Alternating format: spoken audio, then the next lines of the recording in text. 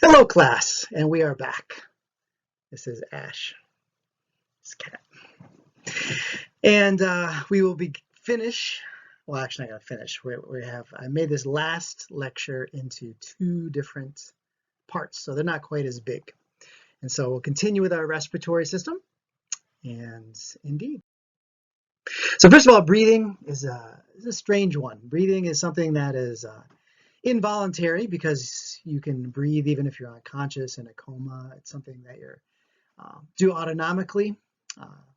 Your brainstem will just continue to tell you to breathe at a certain rate. And of course, you can control your breathing.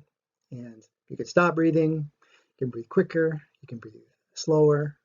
You control it. So it's involuntary and voluntary. And just a rhythmic signal that's sent so that your diaphragm will contract, and you go through inhalation and exhalation, which is one respiratory cycle, at whatever rate you happen to breathe at. So where do we control this breathing rates, breathing depth? As you can imagine, it's going to be in your brain stem, the basic part of your brain that's involved with heartbeat and blood pressure and reflexes like vomiting, coughing, swallowing, things like that. So your brain stem, not your cerebrum. And that's where you controlled if you were actually thinking about your breathing. And in your cerebrum, when you have emotional distress or if you want to hyperventilate, your cerebrum can control that breathing, right? But the autonomic part of it will be in the medulla and the pons, really. And there's a couple different areas there. You can see at the you can see that's where the control is, right there. Your brainstem. You can see here in the medulla, there's two different areas here. I see that, and then an area in the pons too that is highlighted. And that is going to be your pacemaker of your breathing, and it's going to send the signal down the phrenic nerve that will go to your diaphragm, right? It's going to control it. Each time it sends a signal, the diaphragm is going to contract, and other muscles will also contract at the same time for inspiration. Yes, rate and depth, of course. And yeah, so both these places work together to modulate your breathing, and your cerebrum can overwhelm it to control breathing directly, or just let the brainstem take over and give you your normal breathing rate. And of course, it listens to input. You're going to see input that are going to control your breathing rate. And you would think, just to give you a little preview, that'd be oxygen levels. When they lower, that would encourage faster breathing, but it's not. It's not. It is, in fact, a buildup of carbon dioxide and thus acidity that's really going to speed up your breathing. So it's not oxygen, it being the primary signal. It can come in as a backup, but it's mostly that acidity and carbon dioxide that are going to control your breathing rate. So here I can show you again. I mean, here this is not critical as long as you understand that you have a couple different medullary areas and a pons area that are going to control both the rate of breathing and how forceful you breathe. Bottom line. So let's talk about gases and oxygen levels, etc. But first of all, we sit here at sea level, and above us is the atmosphere that's pushing down on us. We don't feel it because we're used to it, but it's 760 millimeters of mercury. That means if we had a thin glass tube, it would be the mercury would go up 760 millimeters here. And as we change elevation, that would go down as we increase elevation. And the air, of course, is a mixture of gases. It's some 21% oxygen. It's mostly nitrogen, small amounts, you can see on the chart, small amounts of argon, carbon dioxide being just a tiny fraction. So instead of talking about, how do I say, the percentage of oxygen, or how do we talk about the amount? It's going to be what's using gases as partial pressure. So if the whole air pressure is 760 millimeters of mercury, also known as 1 atmosphere, then oxygen makes up 21%, which would be 160, would be the partial pressure of oxygen. It's a way of talking about the concentration. As you can see, carbon dioxide, just a tiny, tiny amount in the atmosphere. And in order to breathe, we're going to see that this oxygen carbon dioxide has to first dissolve in water, in the liquid, as it goes. And just like that sparkling water, a soda can is filled with carbon dioxide. If you put a high pressure of carbon dioxide with a fluid, it will try to equalize, and that gas will enter the liquid. And when you open the cap, you see the bubbles, right? If you had a glass of water on the counter, and if you just wait long enough, the oxygen would equilibrate between the atmosphere and that water, because it's going to go from the high to low partial pressure. Right.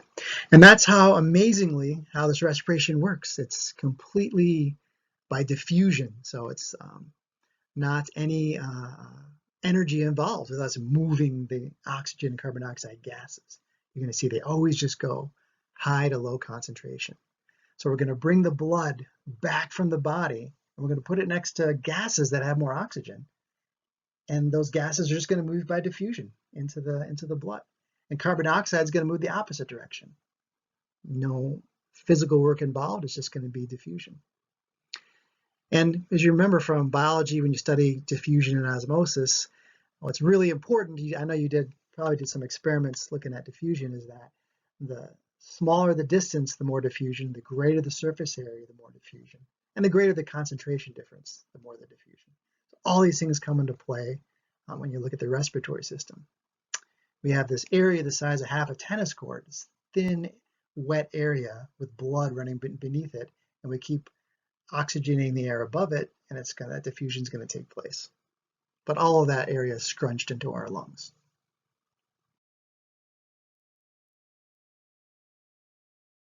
Fresh air entering the lungs carries oxygen to the alveoli. The amount of gas in air or of gas dissolved in a fluid can be expressed as partial pressure, which is measured in millimeters of mercury. The partial pressure of oxygen in the air within the alveoli is 104 millimeters of mercury. Carbon dioxide that enters the alveoli from the blood causes the carbon dioxide concentration in the air of the alveoli to be 40 millimeters of mercury. Carbon dioxide is continually removed from the alveoli as air is expired. Blood coming from the heart at the arterial ends of the pulmonary capillaries has a partial pressure of oxygen, or PO2, of 40 and a PCO2 of 45. Therefore, oxygen diffuses from the air in the alveoli into the blood, and carbon dioxide diffuses from the blood into the alveoli because of these differences in partial pressures.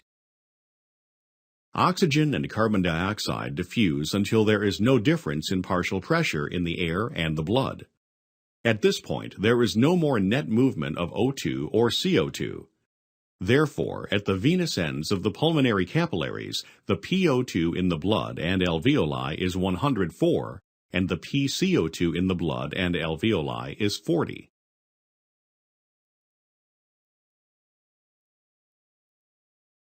Some oxygen was removed from the blood to nourish lung tissue. Therefore, the PO2 in arterial blood leaving the heart is 95. Oxygen diffuses out of the arterial ends of tissue capillaries into the tissue fluid, then into the cells, and carbon dioxide diffuses out of the cells into the tissue fluid, then into the blood because of differences in partial pressures. At the venous ends of tissue capillaries, the PO2 in the blood is equal to the PO2 in the tissue fluid, and the PCO2 in the blood is equal to the PCO2 in the tissue fluid, resulting in no more net movement of O2 or CO2. The blood now carries the O2 and CO2 to the lungs. In the body, all of these exchanges occur simultaneously.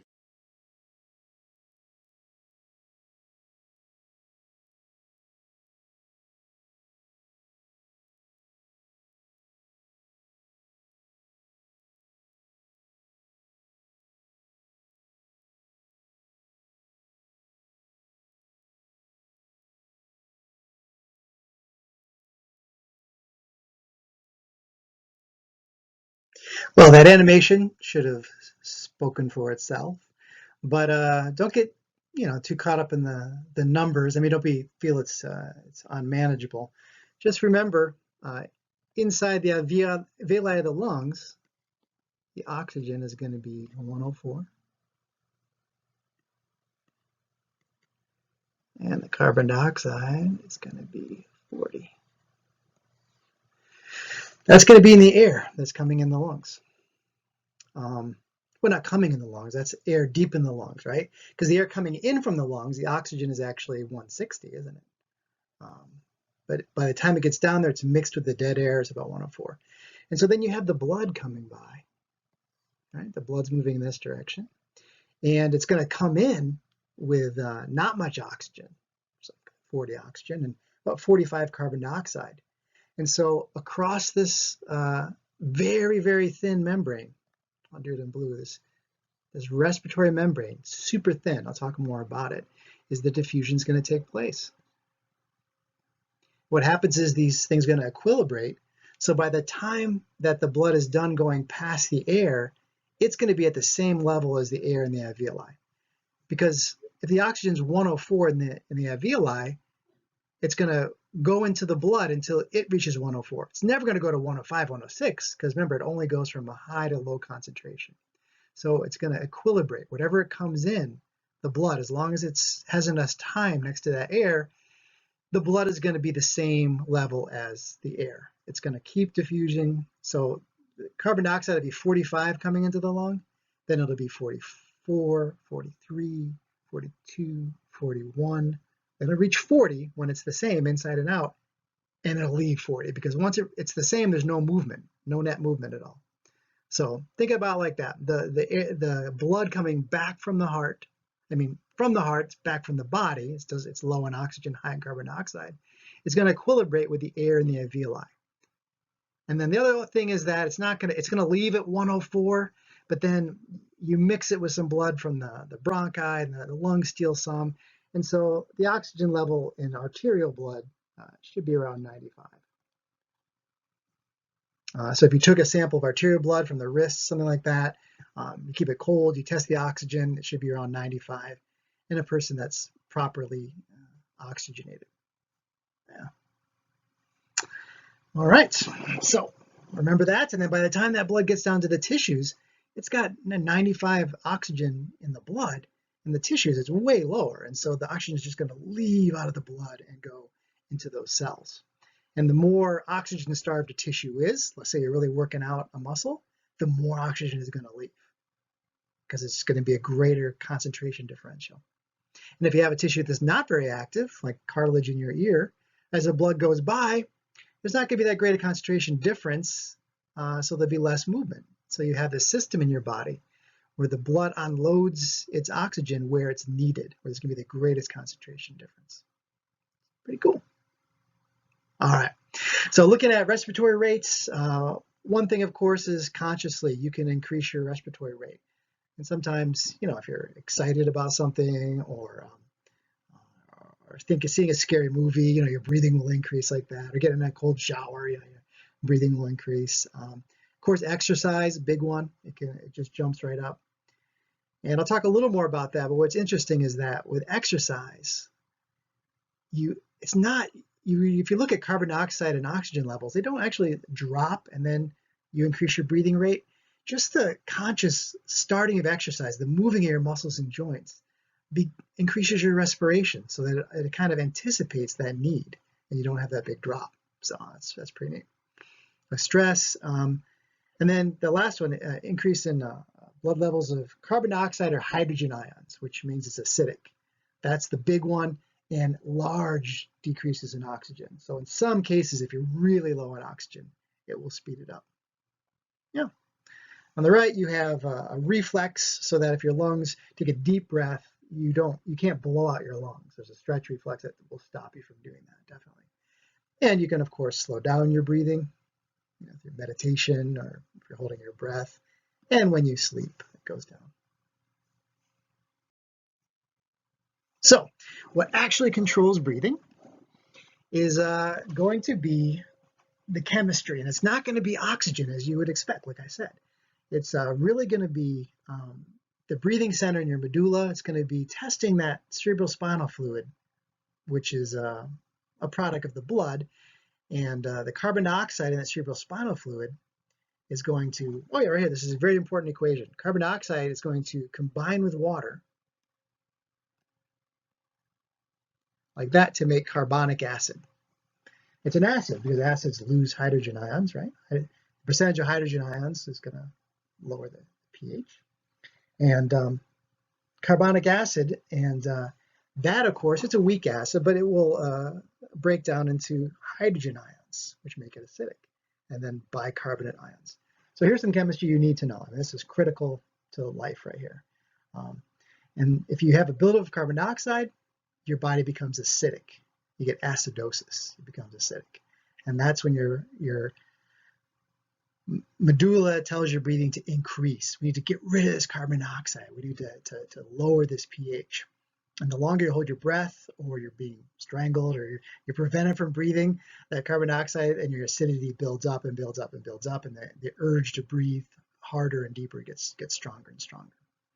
So it is indeed the pH, which is directly correlated to carbon dioxide levels. So if you hold your breath, carbon dioxide levels rise, the acidity rises just at the same time. It's the same, they're completely correlated there. Yeah. And we have this ability, again, we match our breathing rates to how much oxygen we need. And if a person, for instance, is being given oxygen to try to oxygenate their blood, pure oxygen, if they're having lung issues, something like that, you usually give a little bit of carbon dioxide too, because the carbon dioxide will speed up your breathing rate and it'll make you ventilate your lungs more. So person has carbon monoxide poisoning, they'll give them high concentration oxygen with some carbon dioxide too, because that part of it will make them breathe more rapidly and get rid of that carbon monoxide. All right, so where do we actually, where do we sense this changes, this increasing acidity, increasing carbon dioxide? We have receptors. We have central receptors in our brain, and then peripheral receptors away from our brain, like central nervous system, peripheral nervous system.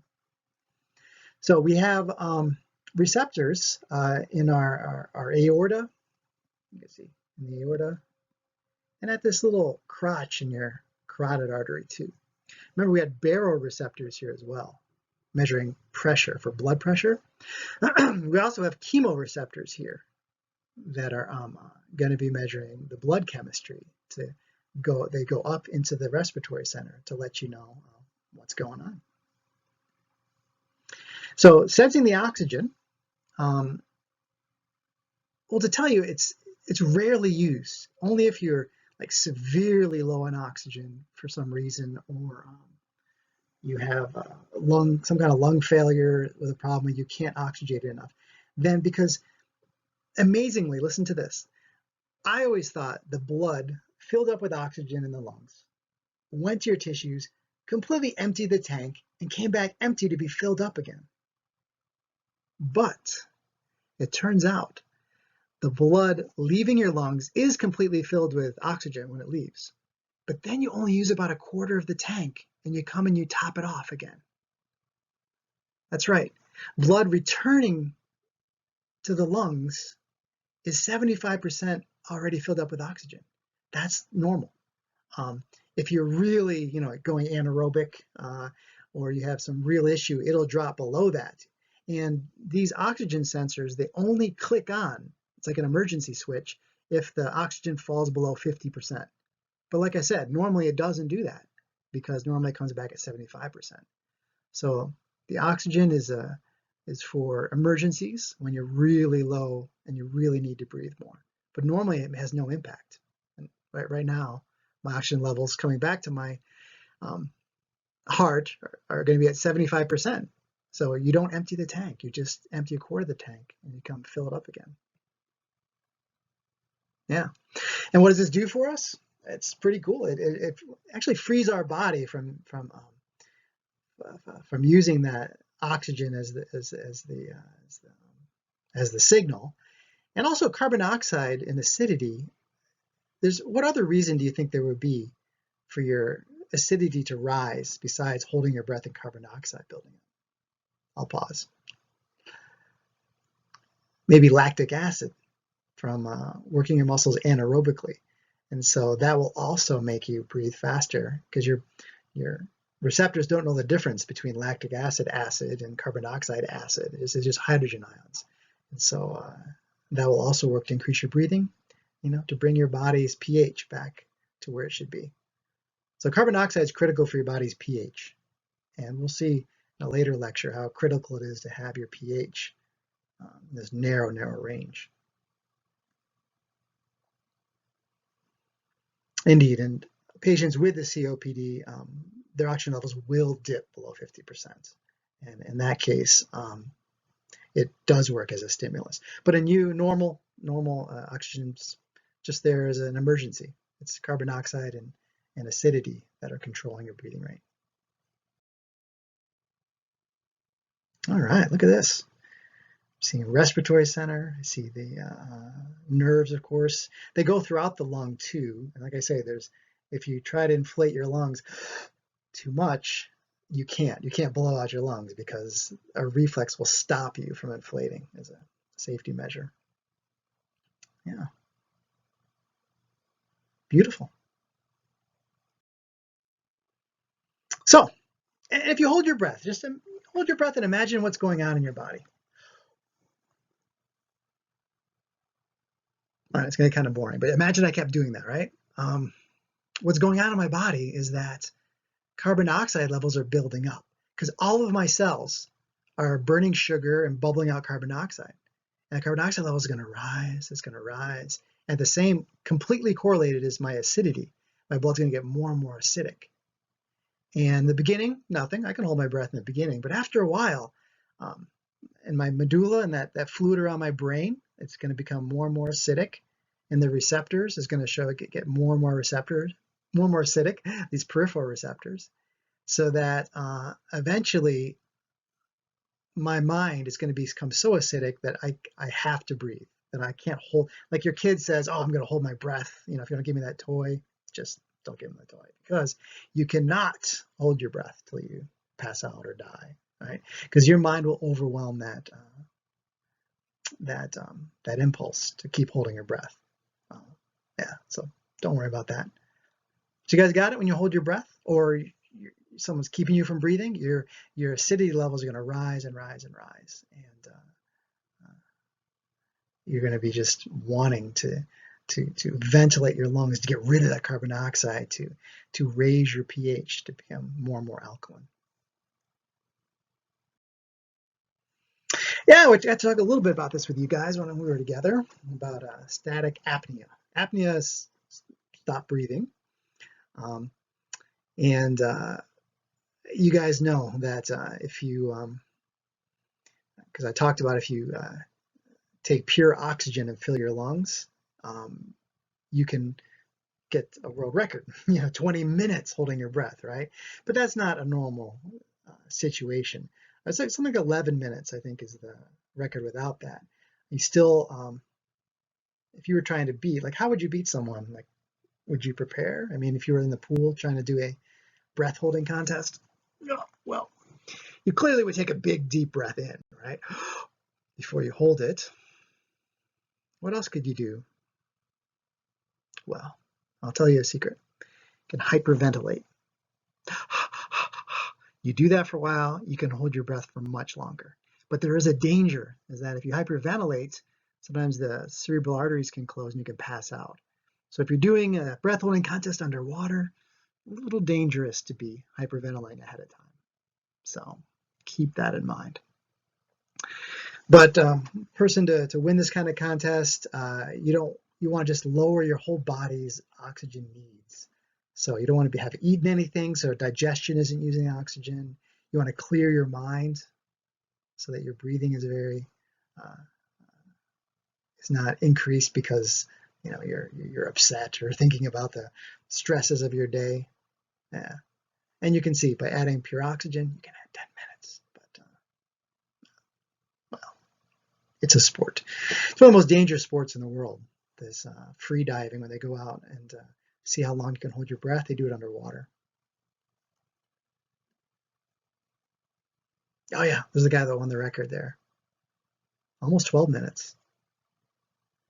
And these people, when you look at them, some of these experts have very large vital capacity, big lungs, and other adaptations that you're kind of born with rather than just, I'm going to train to do this. Yeah, and of course, talk about breathing being conscious as well. It's a steamy movie, scary movie, walk into a cold shower. You can do biofeedback or yoga where you're really concentrating on your breathing.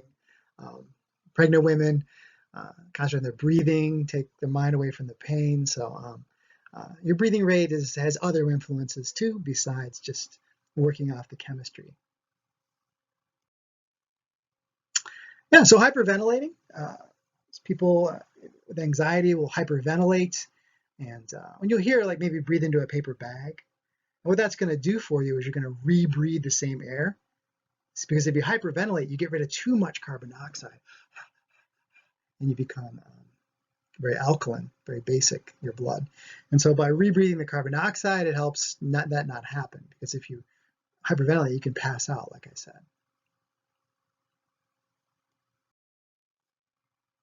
And just like heart rate, we talked about how much you can step up your cardiac output when you exercise. Now looking here, you can see how much oxygen is necessary at rest versus at a sprint. Oh, that's over 10 times the amount. So you can really step it up. When I talked about you guys, when you're running a race or doing soccer, lacrosse, whatever, what actually is going to prevent you from just running constantly? What makes you have to rest? What wins you? And is it your lungs, your respiratory system, or is it your cardiovascular system? Because that's what's delivering the oxygen, right? And indeed, it's usually it is your the ability of your heart to get the blood to your muscles. That is the weak link, as opposed to, can my lungs, could I have more air? It's usually the ability of your heart to deliver that. And I added some slides this year because we're talking to a group of people interested in exercise for sure. And indeed, you would think, logically, I would think, I get on the treadmill. That's going to cause my oxygen to drop, my carbon dioxide levels and acidity to go up, and then my body would react by increasing the breathing rate. But it's really your cerebrum. When your joints and muscles moving stimulate your cerebrum, it anticipates that you're going to need more oxygen, and you up the breathing rate immediately. And so your body doesn't have to go through that dip, that low oxygen or high carbon dioxide, because it's already kind of anticipated. So I think that's fascinating how that happens. Let's look at these charts here. Oh, you can see, yeah, beautiful. You can see respiratory rates with exercise, beautiful. And tidal volume, look at that. Tidal volume, sure. So you breathe more deeply and you breathe more rapidly with exercise. Yeah, I found these, I thought they're really fascinating. You guys would like these. Looking at your normal tidal volume here, look at that. But notice with exercise, you can see you can steal some more volume from your inspiratory and expiratory reserve to increase that tidal volume. So every breath is a deeper breath. That's a lot more volume than just my normal breathing, isn't it? See, and you steal it from the inspiratory and expiratory. Yeah. Very, very cool. Take later, total lung capacity at rest. Look at that. Capacities. Yeah, beautiful.